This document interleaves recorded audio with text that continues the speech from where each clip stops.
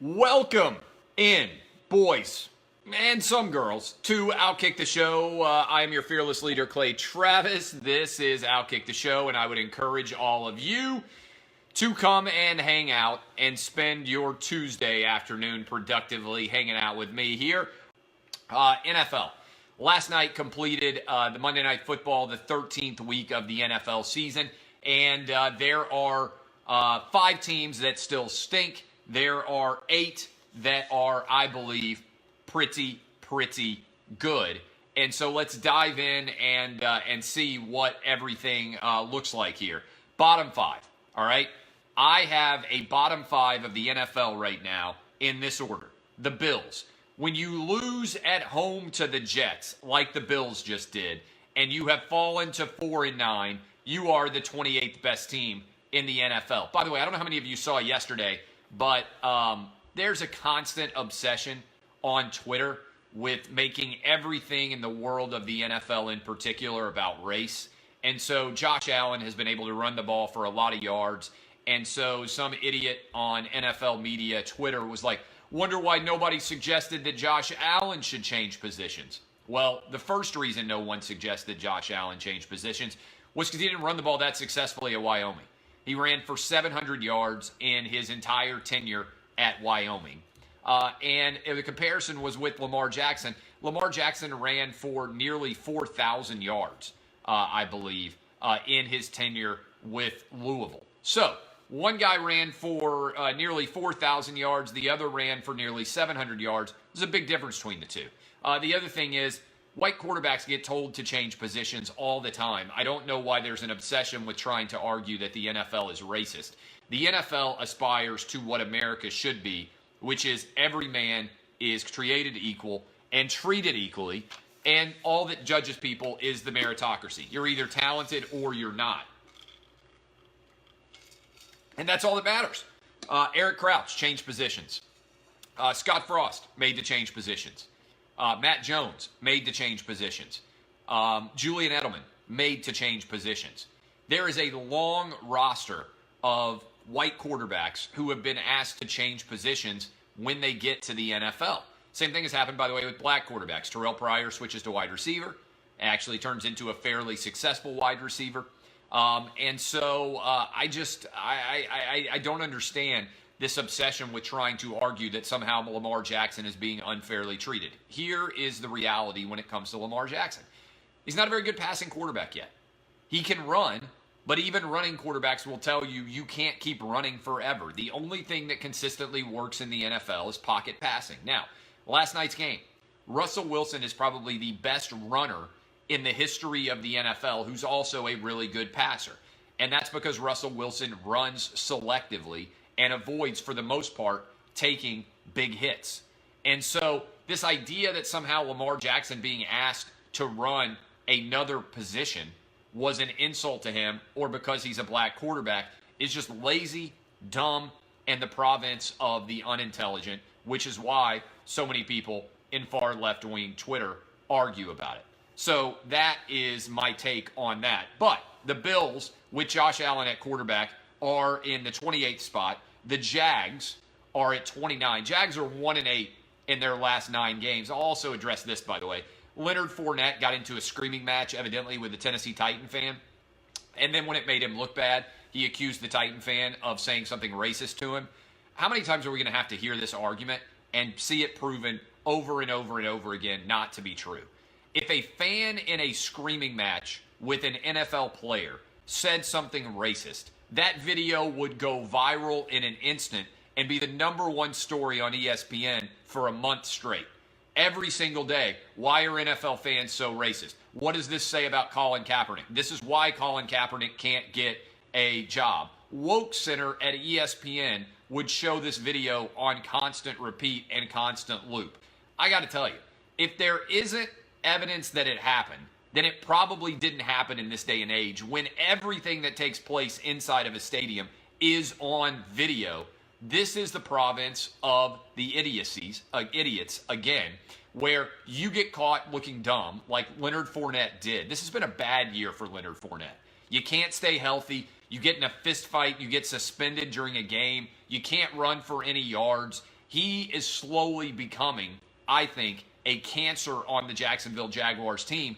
And then you get a screaming match going on with a fan that makes you look even worse. And then when people say, hey, you know what, Leonard Fournette looks really bad here, you suddenly revolt and say, oh, no, it's because somebody said something racist to me. Right. That racist thing that no evidence exists of at all? Yeah, I'm sure you're exactly right about that. The Cardinals are the 30th worst team in the NFL. The Raiders at 31 and the 49ers at 32. The Bay Area has the worst teams in the history of this year's NFL, notwithstanding the fact that the Raiders got a win over the Steelers and also that the 49ers got a win over the Broncos this weekend. They still are the only 3-2 teams in football right now. My top eight in the NFL right now. I've got number 1, the Saints. Number 2, the Chiefs. The Saints are 11-2. They've got home field advantage in the NFC. They are going to do phenomenally well. The Chiefs, Kansas City, slotted in at the number 2 slot. Also 11-2. Patrick Mahomes made a couple of big-time throws down the stretch of the game against the Ravens, although I'm a little bit nervous because I keep saying this because I think it's a remarkable stat. Kansas City has not won a home playoff game since 1993. Joe Montana was the quarterback the last time that the Chiefs won a home playoff game. So I'm not sure what the long-term impact or value is of having home field advantage. The Rams I'm slotting in at 3, even though they lost to the Bears. I've got the Chargers at 4. Can't wait for that Thursday night game, the final Thursday night game of the season in Kansas City between the Chargers and the Chiefs. Lots to talk about the Chiefs having home field advantage. But if the Chargers win in and actually got a win, then the Chargers actually have an easier close to the season than the Chiefs do. It's possible the Chargers could go all the way from the 5 seed to the 1 seed, and it's also possible that Kansas City Chiefs could fall all the way from the 1 to the 5. So there's still a lot of potential there in terms of what might actually end up happening. The Bears I've got at the 5 spot. Big win for the Chicago Bears. The Patriots are slotted in at 6. Stat for you. The Patriots have never in the Tom Brady era lost 4 times to teams that didn't make the playoffs. They've already lost to the Jags. They've already lost to the Lions. Neither one of those teams is likely to make the playoffs. I think there's a pretty good chance that the Dolphins are not going to make the playoffs, and it remains to be seen whether the Titans are. It's also possible, by the way, that the Steelers don't make the playoffs. But never before in the Brady-Belichick era have we seen 4 losses there. That's worth contemplating. I've got the Texans at 7. They really need a win over the Jets this weekend to demonstrate they're not going to fall apart down the stretch.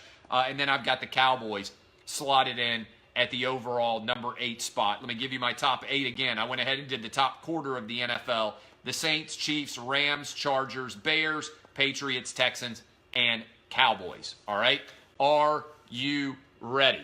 Let me go ahead and block this guy that's too stupid of an opinion to be allowed to continue to have. If you don't have Mariota in there, you are gone forever. All right. Here we go with a couple of other thoughts. Kirk Cousins. What do we think about Kirk Cousins? He now is 0-7 in Monday Night Football games. And 0-7 in Monday Night Football games is not a good record, particularly when you consider Russell Wilson is 7-2. Okay? 0-7 for Kirk Cousins. Now, I'm not usually the kind of guy who gets around and says, oh, they can't win the big games. I do think that we need to consider a couple of things about Kirk Cousins. First of all, we need to contemplate that he was a 4th-round draft pick and wasn't expected to ever have any success at all. Okay? So the fact that he is going to make several $100 million playing football in the NFL is a credit to him because he wasn't given anything and he was never really expected to ever be a starter in the NFL to begin with. Having said all of that, that performance last night, which got his offensive coordinator fired, made no sense to me. When I see a performance like that, I wonder when you have got Stephon Diggs and you have got Adam Thielen, how do you not just run them on straight vertical routes basically the entire game and just throw deep balls, especially in the NFL when you get so many pass interference penalties if you throw deep enough. Look at what happened with the Seahawks. That was not really a pass interference call that got them their final touchdown, right? In my opinion. They got the blocked punt, everything else. All they needed to do was make a couple of plays in that game, and they win. So the play calling, I think you can certainly call into question and wonder why in the world they continue to have so much futility. Having said that, I expected this to happen with the Vikings. I thought they would go on the road. This is exactly what I thought would happen. I thought the Seahawks would win by double digits. If you're a Vikings fan, then there is no doubt whatsoever that you are going to be, in my opinion, barring crazy injuries, the number 6 overall seed. You're going to go on the road against the Bears. And it was highly likely that the Seahawks were going to be the 5 seed overall, so it doesn't really, really matter in the grand scheme of things what happened in that game. All right? So Kirk Cousins, I think he's going to enter into this game this weekend against the Dolphins with immense pressure on him. And I also think that it's going to be an ugly situation for him when they go on the road against the Bears if they lose, because they are going to be such expectations were so high that Case Keenum basically had, even though they got lucky at the end of that game against the Saints, they were at least in the NFC Championship game. And now you look at that situation, and I don't know how close the Vikings are. I bought into them. I really did. I picked the Vikings and the Chargers as my Super Bowl picks before the season started. A little bit out of left field, not the typical picks. And I feel pretty good about the Chargers, especially if they go on the road Thursday and play as well as they did against the Steelers in their last road game. So we'll see exactly what happens in that game. All right, ESPN continues to do themselves no favors. And I don't know if you guys saw this, but when I saw this list, I didn't believe it was real. I saw it, and I looked at it, and I said, this can't be real. It's got to be satire. ESPN is trying way too hard to try to be politically correct and make everybody happy. And in the process, like most people who try to be politically correct, they end up making themselves look stupid. And so, as a result, I'm reading this. This is the actual 20 most dominant athletes of 2018. This is list season, right? When everybody starts to take a lot of days off and they start putting together lists and they don't actually show up and do their work, unlike your boy here who shows up and does 3 hours of radio and an hour of television and 30 minutes of Periscope and Facebook, 4.5 hours a day of live media, not even counting all the live radio hits I do or all the writing. Your boy puts in time. Most people don't put in time. This is their list. And I'll just be honest with you. How many of you actually know who these guys are? Or girls? Simone Biles, all right, I know who she is. She's a gymnast. Eliud Kipchoge. No idea who Eliud Kipchoge is. Evidently, he's a marathoner or something like that. Daniel Cormier, not the best MMA fighter. You guys can weigh in with whether or not you know these people. Arya Judinargan is a professional golfer. I got to be honest with you. The only Arya I know is from Game of Thrones. I have no idea who Arya Judinargan is. Never heard of her in my life. Evidently, she is a professional golfer. Never heard of her. Katie Ledecky, yes, she's a swimmer. Chloe Kim, she's the snowboarder. I know her. Do they actually snowboard? Was the Winter Olympics this year? I don't even know. I can't remember. Was the Winter Olympics in 2018? I maybe, or was it last year? I guess it was this year. It was so long ago I can't even keep up. I have no idea. But evidently, was it this year? I guess it had to be, because they don't have like snowboarding when it's not outside, when it's outside of the Olympics, right? Breanna Stewart, I guess she plays in the WNBA. I wouldn't know Breanna Stewart if she were sitting here beside me right now. Let me just start right here. That's the top 7. Somebody needs to be out there and they need to say, hey, just to confirm, we're doing a list of the most dominant athletes. Yeah, we are. Yeah, that's right. And we just got to number 7, and the most dominant basketball player we just put on the list was somebody named Breanna Stewart. Let me ask you a question. LeBron James been on our list yet? Was he in numbers 1 to 6? No. LeBron James wasn't on the list. Then the list is broken. All right? I don't know about these other dudes and chicks who I didn't know at the top of the list, but I do know that the greatest basketball player on the planet, first of all, ain't playing in the WNBA. All right? There are 5,000 juniors in high school who would dunk all over Breanna Stewart right now, who is a WNBA player. All right? She cannot appear on the list above LeBron James. I don't care if she's the greatest WNBA player of all time. I don't care if she's the only WNBA player of all time. Makes no sense. Luka Modric, he was good soccer player. He ain't Messi. He ain't Ronaldo. He ain't the best soccer player in the world. He definitely did not have the most dominant year. Simona Halep, I'm going to be honest with y'all. I like tennis. I even like women's tennis. In my life, I've never heard of Simona Halep. I know Serena. If you have a women's tennis list and it's saying who's the most dominant women's tennis player and Serena Williams is alive and she's not at the top of the list, that list is broken. So Simona Halep, as good as you might be, you ain't on the most dominant list on my list. Novak Djokovic, I don't even know. Was Djokovic really good this year? Again, I'd put Federer on this list in favor of Djokovic, but at least I know who he is. Somebody named Yuzuru Hanyu. All right, we're at the number 11 most dominant athlete of the year list. Has anybody out there ever heard of Yuzuru Hanyu? Again, I would point out that LeBron James has not been on the list yet, and we now have Yuzuru Hanyu, Simona Halep, Breanna Stewart, Chloe Kim, Arya Jutnargan, Eliud Kipchoge, and others who are on this list above LeBron James. I've never heard of Yuzuru Hanyu. Lewis Hamilton. Lewis Hamilton. I know Alexander Hamilton. I have no idea who Lewis Hamilton is. In my entire life, I'm not sure that I've ever heard the name Lewis Hamilton. Evidently, he's a professional race car driver. He is dominant, all right? Then we finally get to LeBron James. LeBron James slots in at number 13. Here is the truth. You may not like LeBron James. You may hate him.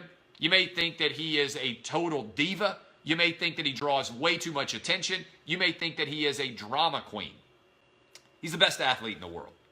There is no athlete right now in the world who is better than or more dominant at what they do than LeBron James. He is number one on the list. There is nobody like LeBron. 6'8", 260 pounds. Maybe one day Zion Williamson will be, but they just don't make very many LeBron Jameses. He is a freak of nature. Almost no one in the history of the world has had LeBron James's physical gifts. To put him number 13 on any list of athletes and say there are 12 more dominant than him is an insult to the concept of lists. Let's go with number 14. The 14th most dominant athlete, Mookie Betts. Now look, I like Mookie Betts. He's a Nashville guy like me. Mookie Betts ain't more dominant than Mike Trout, all right?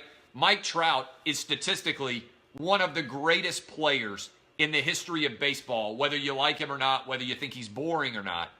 Putting anybody on this list above Mike Trout is a broken list. Drew Brees, all right, he's had a pretty good year. Justify, the horse. Again, my argument here is simple when it comes to putting horses on the list of greatest athletes. A horse is not an athlete. It is a horse. It is an animal. The athlete is the jockey that rides the horse, because if the jockey doesn't tell the horse what to do, it wouldn't know what to do. The horse is like the car, all right?